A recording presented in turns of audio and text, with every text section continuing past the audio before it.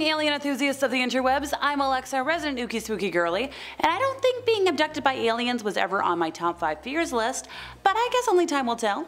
Have you ever fantasized about being kidnapped by aliens? Let me know in the comments, and welcome to the top 5 unexplained alien abductions NASA wanted suppressed. Number 5. Betty and Barney Hill. Well, it only makes sense to start off today with the most obvious answer. The Hills were a married couple that lived in Portsmouth, New Hampshire. The UFO sighting happened at around 10:30 p.m. on September 19th of 1961 when the duo were driving back to their home in Portsmouth from a vacation in Niagara Falls and Montreal. Welcome to Canada. Just south of Lancaster, Betty noticed a bright point of light in the sky that moved from below the moon in the planet Jupiter upwards to the west of the moon. While Barney was driving, Betty reasoned that she was observing a falling star. Only, it was moving up. Because it moved erratically and grew bigger and brighter, Betty convinced Barney to stop the car for a closer look. Barney obliged and stopped at a picnic area just south of Twin Mountain. By this point, Betty had dug out her binoculars for a closer look and described seeing an odd-shaped aircraft flashing multicolored lights travel across the face of the moon, believing it to be a flying saucer based off of stories she'd heard from her sister. The Hills said they continued driving on the isolated road, moving very slowly in order to observe the object as it came even closer. At one point, the object passed above a restaurant and signal tower on top of Cannon Mountain and came out near the Old Man of the Mountain. Betty later testified that it was at least 1.5 times the length of the granite cliff profile, which was 40 feet long, and that it seemed to be rotating. At one point, the object descended rapidly towards her vehicle, causing Barney to stop in the middle of the highway. The huge silent craft hovered about 80 to 100 feet above the Hills' 1957 Chevrolet Bel Air and filled the entire field of view in the windshield. Carrying his pistol in his pocket, Barney stepped away from the vehicle and moved closer to said object, which he later said was roughly the size of a huge pancake, and that statement right there just made me hungry. Still using the binoculars, Barney claimed to have seen 8 to 11 humanoid figures peering out of the craft's windows, seeming to look at him. In his report to investigator Walter Webb of the National Investigations Community on Aerial Phenomena, NICAP, Barney described specifically that the beings were somehow not human. In unison, all but one figure moved to what appeared to be a panel on the rear wall of the hallway that encircled the front portion of the craft, kind of like a patio. The one remaining figure continued to look at Barney and communicated a message telling him to stay where you are and keep looking. Barney had a recollection of observing the humanoid forms wearing glossy black uniforms and black caps. Red lights on what appeared to be batwing fins began to telescope out of the sides of the craft, and a long structure descended from the bottom of the craft. The silent aircraft approached what Barney estimated was within 50 to 80 feet overhead and 300 feet away from him. Not arriving home till dawn, the Hills stated that they had some odd sensations and impulses they couldn't explain.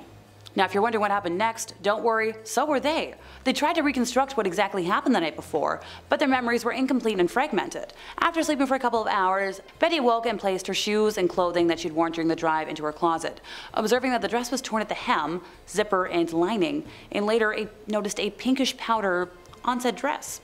Over the years, 5 different laboratories have conducted chemical and forensic analyses on the dress, and they got nothing.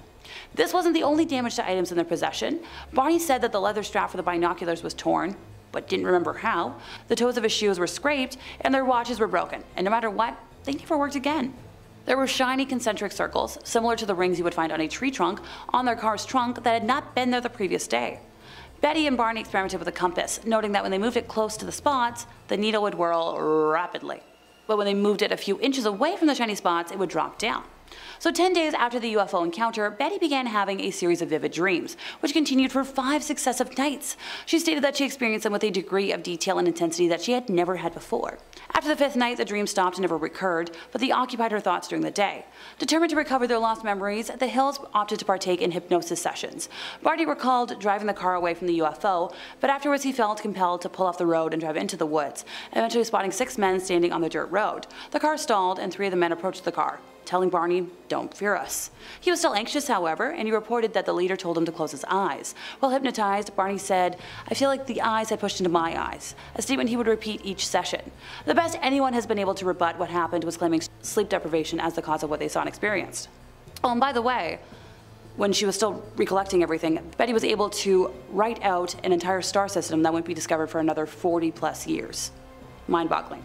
I'll admit, I'm usually much more of a skeptic, but this seems pretty dang real to me. Number 4. A gray alien abduction. Grant Rollins, a resident of suburban Maryland, described himself as a fairly normal bachelor, living in peace until this all went down in December of 2017.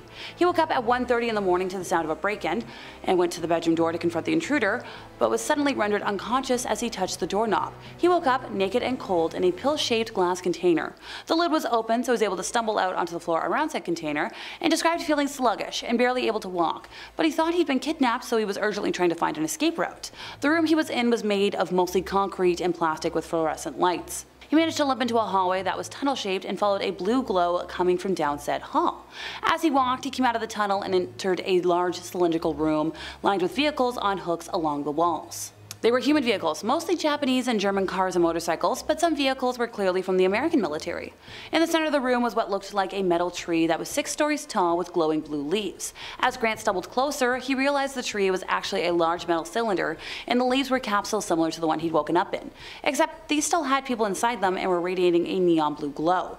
As he paid more attention to higher up in this tree, Grant noticed some blue wires moving about in the dark areas towards the ceiling. These clumps of wires suddenly floated down towards him and turned to revealed that they had faces in them, each with 2 large dark eyes and narrow slits for noses and mouths. He's compared them in appearance to the typical gray alien face from popular media, with 2 of the faces frowning and 1 smiling. Grant passed out once again, waking up later face down in a puddle of his own drool on a glass floor. He was too tired to get up and was barely able to tilt his head up just enough to take a look around. The room was circular, about 150 square feet in size, and a bright, sterile white color. One of the tentacled creatures was in the room, but was busy facing away and operating a set of strange controls with no buttons or levers. Out of exhaustion, Grant's head fell back down, and through the glass floor saw that they had risen out of a deep black hole that was dug into a grassy plain, where a rock-shaped lid closed around the hole to cover it. This is when he realized he was in a spacecraft, and had actually been in a silo of some sort that's here on Earth somewhere. Grant passed out for the last time and was awoken by the sensation of being dropped back into his bed with a hard thud. He checked his phone for the time and saw that it was now 6:30 in the morning. Later that day, he found an object that had been inserted and cauterized into his right leg, and experienced a run-in with some men in black suits within 4 days of said abduction. Number 3. Alien births. There are a plethora of cases floating around this World Wide Web related to alien abductions, but this encounter of a 24-year-old Australian woman is something else. Megan Liker married her college friend Andrew Mayer in May of '01. Their marriage was going really well, so they decided, we want to conceive. But despite the couple's best efforts, Megan was unable to do so. So the couple went to see many doctors, who asked her to undergo a lot of medical tests.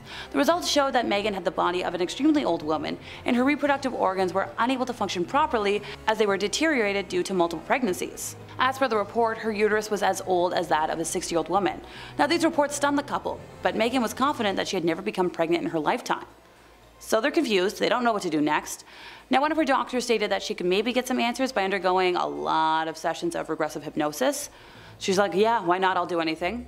And under the influence of said hypnosis, she stunned physicians with a remarkable account of her life. She revealed that once while walking through a municipal park, she noticed a UFO hovering above her.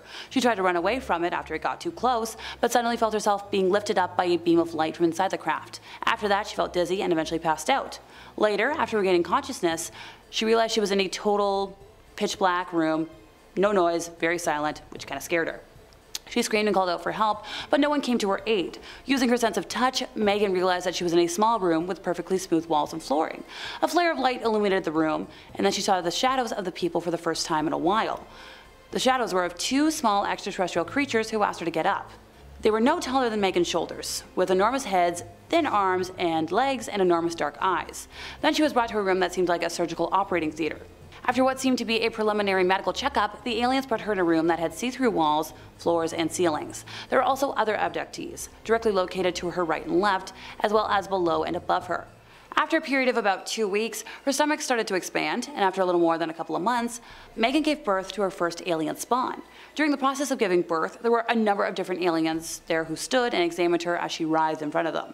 And as soon as her spawn was delivered, he was whisked away from his mother without delay. Megan claims that hybrids seemed quite similar to humans, except that their eyes are much larger. Ignore my big eyes. After some time had passed, the examination in the operating room was carried out once more, and then another pregnancy came after that, and then another, and then another. Apparently this occurred over the course of roughly 4 years. During that time she gave birth to around 48 offspring. After that she became infertile, and was no longer of interest to aliens. Hence, she was brought back to Earth and all of her memories of alien abduction were erased. The memories were replaced with the memory that Megan served in the Army under a contract for those 4 years. But the Australian Ministry of Defence, where she had subsequently applied, stated that they never had such an employee, and they considered that Megan was maybe just crazy. Number 2, an abduction in Oregon. Back in 1967, Loretta Robertson was driving to Portland and had pulled over at a rest stop to take a nap when she heard a diesel vehicle pull up next to her. Trust me, you know what a diesel vehicle sounds like. A little later, she heard another one, but this time felt like it was on top of her, and all she could do was just sort of cover her head in horror. There was a pressure on her head, and a greenish-white light hit her feet and shocked the heck out of her. And that's, well, when she got beamed up, for lack of a better word. Loretta remembers feeling like she was seated on something, but couldn't open her eyes out of fear. She could feel the acceleration of going straight up, but couldn't feel any surroundings and can't remember any smells. She blacked out after that and woke up the next morning in her car and had to pull sticky items off of her skin, especially around her abdomen. There was a round unknown stuck to her stomach that didn't have legs and was the